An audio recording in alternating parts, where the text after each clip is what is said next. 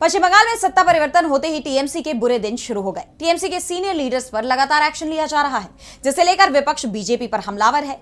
वहीं अब टीएमसी में जारी टकराव भी थमता दिखाई दे रहा है। तो क्या कुछ चल रहा है इस वक्त बंगाल में, जानने के लिए देखिए ये रिपोर्ट। पश्चिम बंगाल की पूर्व सत्तारूढ़ पार्टी टीएमसी में सियासी उथल पुथल मची हुई है। कई विधायक और सांसद पार्टी से किनारा कर रहे हैं और जो किनारा नहीं कर रहे हैं उन्हें जांच एजेंसियों का सामना करना पड़ रहा है। हालात ये है कि सुबह 3 बजे ही प्रशासन की टीम टीएमसी नेताओं के घर थमक जा रहा है। कुछ यही हुआ है टीएमसी महासचिव अभिषेक बनर्जी के साथ। अभिषेक बनर्जी के कालीघाट स्थित आवास पर केंद्रीय बलों और पुलिस की एक बड़ी टीम ने तड़के 3 बजे छापेमारी की।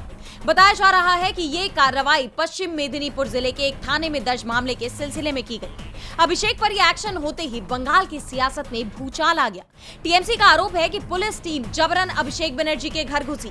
छापेमारी की खबर सुनकर ममता बनर्जी भी तुरंत मौके पर पहुंच गई। अभिषेक के घर पर हुई छापेमारी को लेकर टीएमसी सांसद कीर्ति आजाद ने कहा कि यह भाजपा का पुराना तरीका है। भाजपा यही तरीका अपनाती है। बीजेपी का पुराना तरीका है, आप लोग जानते हैं।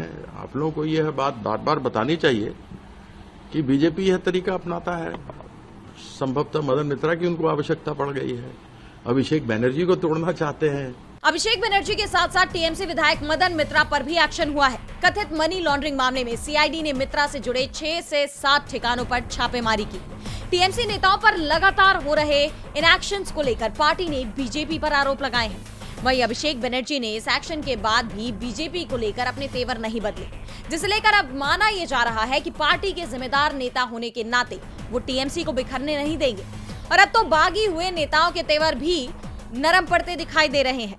टीएमसी के दिग्गज नेता कल्याण बनर्जी जिस तरह पिछले दिनों ममता से अभिषेक और खुद में किसी एक को चुनने की बात कह रहे थे, उसे लेकर कहा यह जा रहा था कि किसी भी वक्त वो भी पार्टी से साइड हो सकते हैं, लेकिन अब उनके तेवर बदले बदले दिख रहे हैं। उन्होंने अभिषेक बनर्जी को खुद के बेटे के समान बताया है और यही नहीं, पार्टी के बागे हुए नेताओं पर भी उन्होंने हमला बोला। कल्याण बनर्जी ने कहा कि उन्हें जो करना है करने दो, उन्हें भाजपा की छत्रछाया में ही रहना होगा।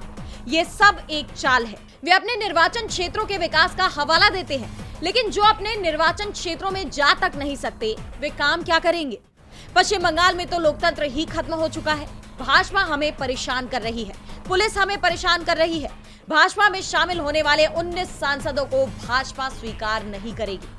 अब जिस तरह बीजेपी के खिलाफ अभिषेक के तेवरों में कोई बदलाव नहीं आया और कल्याण बनर्जी ने पार्टी के लिए जैसा नरम रुख दिखाया है, उसे लेकर अब माना यह जा रहा है कि पार्टी को बचाने की ममता की कोशिशें सफल होती दिखाई दे रही हैं। डीबी लाइव की रिपोर्ट।